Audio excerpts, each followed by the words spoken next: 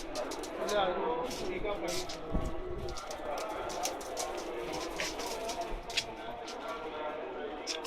ਆਕ ਦਵਾਈ ਪਾਣੀ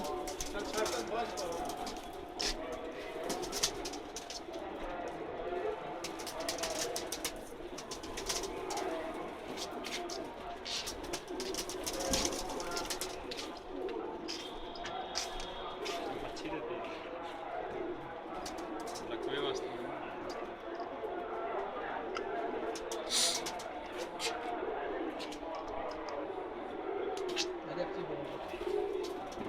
ਦਿਮਾਗ ਖਰਾਬ ਹੋ ਗਈ